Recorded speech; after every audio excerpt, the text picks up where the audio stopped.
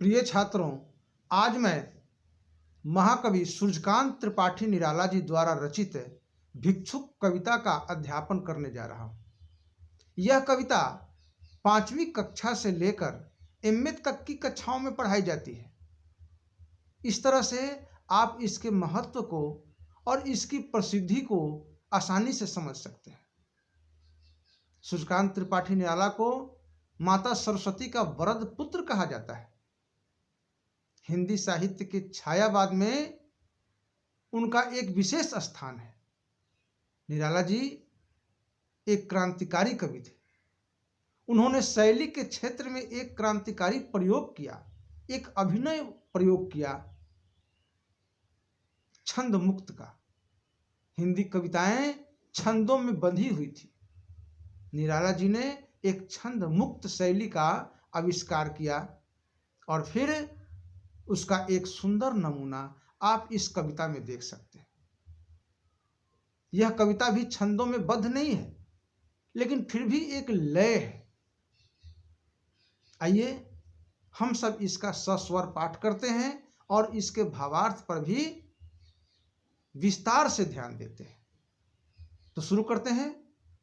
लेकिन साथियों, यदि आप हमारे चैनल पर पहली बार आए हैं तो इसे लाइक और सब्सक्राइब जरूर करेंगे और फिर सब्सक्राइब करके शेयर भी करेंगे, जिससे आपके दोस्तों को यह कविता आसानी से उपलब्ध हो सके। वह आता दो टूक कलेजे को करता, पछताता पथ पर आता। वह आता, कौन आता? भिक्षुक आता। संवेदनशील कवि कहते हैं कि जब आता है वह भिक्षुक, तो उसे देखकर हमारा हृदय द्रवित हो जाता है, हृदय तार तार हो जाता है, दो टूक हो जाता है, कलेजा दुख से फट जाता है। क्यों? उसकी दयनीय दशा को देखकर। उसकी ऐसी निर्बल दशा है, ऐसी दयनीय दशा है, जिसे देखकर हृदय का तार तार होना नितांत आवश्यक है। एक संवेदनशील व्यक्ति जो होगा, जिसमें जरा सी भी मानवता होगी, इन भिखारी को देखकर, इन भिखारी बच्चों को देखकर बिना द्रवित हुए, बिना दुख से द्रवित हुए वह रह नहीं सकता है। उसके पेट पीठ दोनों मिलकर हैं एक, चल रहा लकुटिया टेक। मुट्ठी भर दाने को, भूख मिटाने को, मुंह फटी पुरानी झोली को फैलाता, दो टूक कलेजे को करता, पछताता पथ पर आता। गरीबी और कमजोरी से उसके शरीर में अब शक्ति नहीं है, निर्बल है, चल नहीं पा रहा है ठीक से। उसके पास सबूत झोली नहीं है, उसके पास सुंदर एक अच्छे लाठी नहीं है। छोटे से लाठी से वह टेक टेक करके उसके सहारे से वह आगे बढ़ता है। फटे पुराने झोली को वह दाता के सामने फैलाते चलता है, शायद कुछ मिल जाए, शायद कुछ मिल जाए। उसे देखकर हृदय द्रवित हो जाता है। मुंह फटी पुरानी झोली को फैलाता, दो टूक कलेजे को करता, पछताता पथ पर आता। कभी आगे लिखते हैं, साथ में दो बच्चे भी हैं सदा हाथ फैलाए। उसके साथ दो बच्चे भी हैं, उसकी दुख की सीमा का अंत नहीं है। दो छोटे छोटे बच्चे,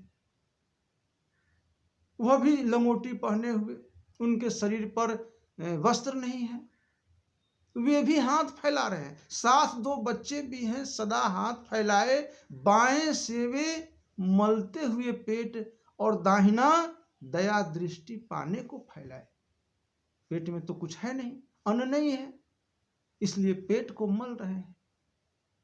एक हाथ से, बाएं हाथ से, और दाहिना हाथ दाता के सामने फैलाते हैं, कुछ दे दो बाबू, कुछ दे दो बाबू। भूख में ओठ जब सूख जाते, दाता भाग्य विधाता से क्या पाते, घूंट आंसुओं के पीकर रह जाते।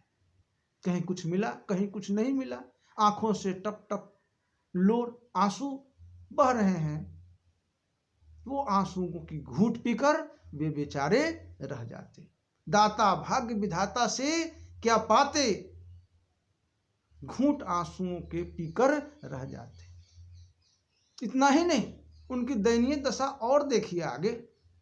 चाट रहे जूठी पतलवे कभी सड़क पर खड़े हुए, और झपट लेने को उनसे कुत्ते भी हैं अड़े हुए। सड़कों पर जब उन्हें कुछ नहीं मिलता, तो जब जूठे पत्तल पड़े हुए हैं उसकी ओर वे ललचाई नजरों से देख रहे हैं। उसमें अगर कुछ अन्न के दाने हैं तो चाहते हैं कि कुछ वहां से ले ले, लेकिन वहां भी कुत्तों का राज है। कुत्ते उनको अपना कंपटीटर मान रहे हैं, अपना प्रतिद्वंदी मान रहे हैं और उन पर गुर्रा रहे हैं। वहां भी उन्हें कुछ नहीं मिल पा रहा है। चाट रहे जूठी पत्तलवे कभी सड़क पर खड़े हुए, और झपट लेने को उनसे कुत्ते भी हैं अड़े हुए। यह देश, यह कारुणिक दृश्य देखकर कवि का हृदय पिघल जाता है, तार तार हो जाता है, और फिर वह कह उठता है, ठहरो, अहो मेरे हृदय में है अमृत, मैं सींच दूंगा। भले ही किसी को दया आए या न आए, ममता आए या न आए, किसी करुणा जगे या न जगे, लेकिन मेरी करुणा जगती है। मेरे हृदय में अभी भी अमृत है, अभी भी भाव है। मैं उस अमृत से तुम्हें सींच दूंगा, लेकिन तुम्हें वादा करना पड़ेगा कि तुमको वीर अभिमन्यु के समान बनना पड़ेगा। ठहरो, अहो मेरे हृदय में अमृत, मैं सींच दूंगा।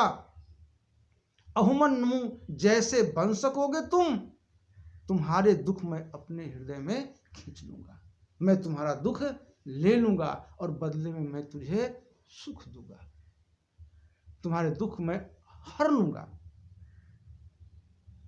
तो इस प्रकार से कवि निराला जी द्वारा रचित भिक्षुक कविता का भावार्थ मैंने आपको समझाया है। लाइक और सब्सक्राइब जरूर करेंगे, जिससे आपके मित्रों तक यह आसानी से पहुंच सके। फिर हम अगले वीडियो में मिलेंगे, तब तक के लिए धन्यवाद।